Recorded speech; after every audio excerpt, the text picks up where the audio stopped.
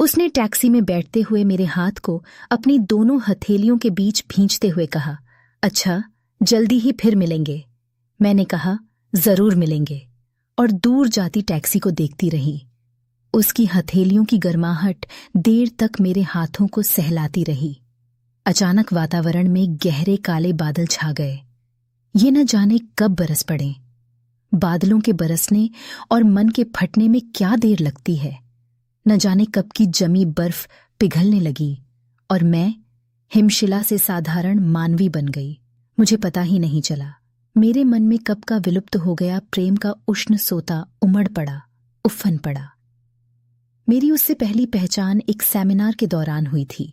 मुख पर गंभीरता का मुखौटा लगाए मैं अपने में ही सिकुड़ी सिमटी एक कोने में बैठी थी कि हेलो, मुझे प्रेम कहते हैं। कहते हुए उसका मेरी ओर एक हाथ बढ़ा था। मैंने कुछ कुछ रोष से भरी दृष्टि उस पर उठाई थी। नमस्ते। उसके निश्चल मुस्कुराते चेहरे में न जाने कैसी कशिश थी जो मेरे बाहरी कठोर आवरण को तोड़ अंतर्मन को भेद रही थी। मैं उसके साथ रुखाई से पेश न आ सकी। फिर धीरे धीरे 3 दिन उसके बिंदास स्वभाव के साथ कब और कैसे गुजर गए मालूम नहीं।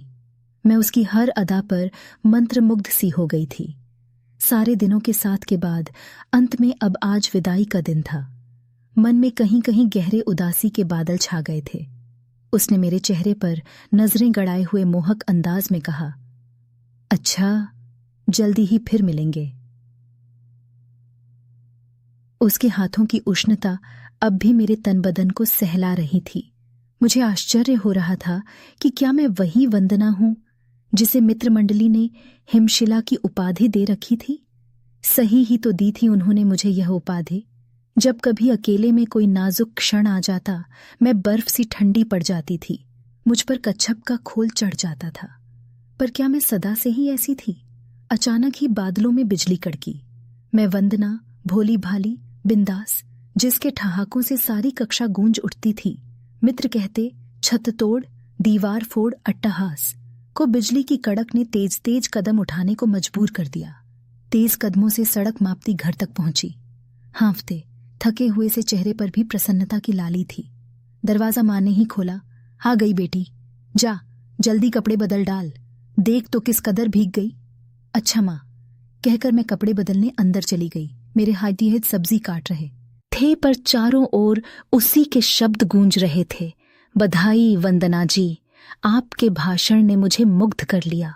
मन ने चाहा कि गले लगा लूं आपको, पर मर्यादा के चलते मन महसूस कर रह जाना पड़ा।